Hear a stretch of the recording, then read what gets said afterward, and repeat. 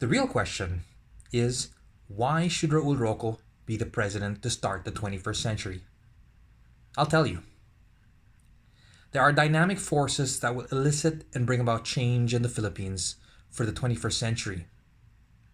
The first is the Knowledge Society, and the second is the Women's Century.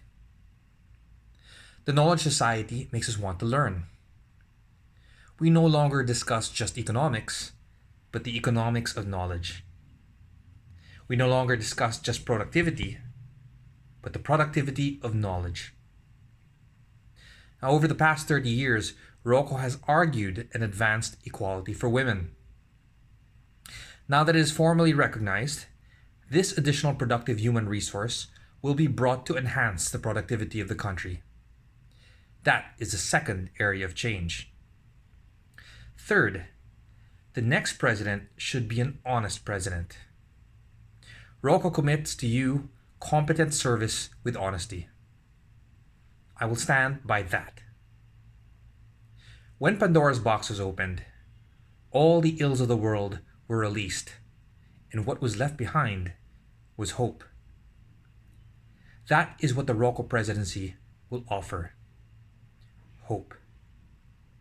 We will allow the Filipino to dream and fulfill his dreams. As someone who's worked for Senator Roco and truly believes in him, that truly speaks for itself and speaks volumes, so prescient for something that was said over almost a generation ago.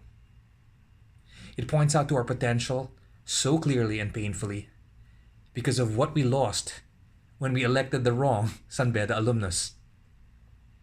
And on that lighter note, and because I was asked to share a more light-hearted memory of and with RSR, let me share by quoting one of his favorite writers, George Bernard Shaw, that there is no love more sincere than the sincere love of food.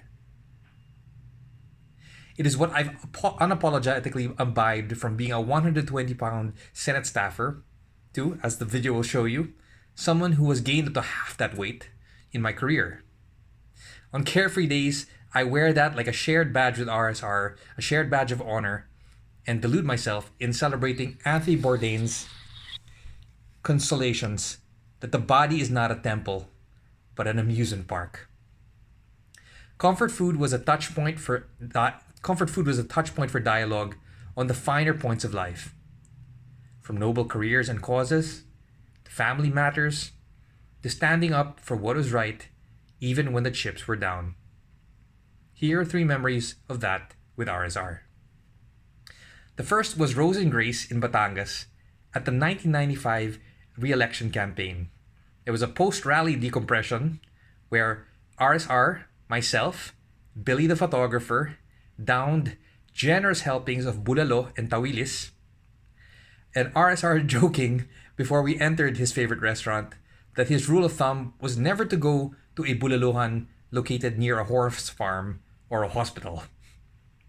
And then, over sagot gulaman for dessert, we moved on to his stories and the parables, like the one about the little clock that bravely lived from tick to tock, and to how national artist Cesar Legaspi taught us all to find the colors within us, to make our lives and our nations beautiful.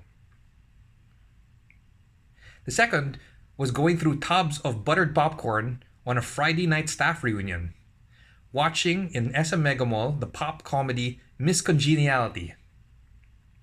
And for all the accusations of RSR being too highbrow, he was the one who had the loudest, most infectious belly laughter at the corniest jokes, to the point that I remember it so much that I named my next hand-me-down car Sandra Bullock.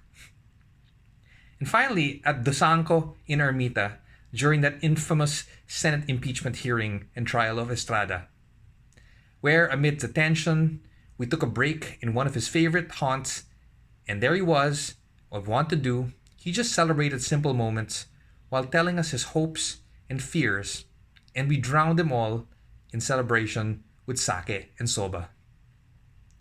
The food, the words, the laughter, these are like sacraments that point to deeper life, a life well lived, a legacy that we can build on, and one that we should all emulate and be thankful for.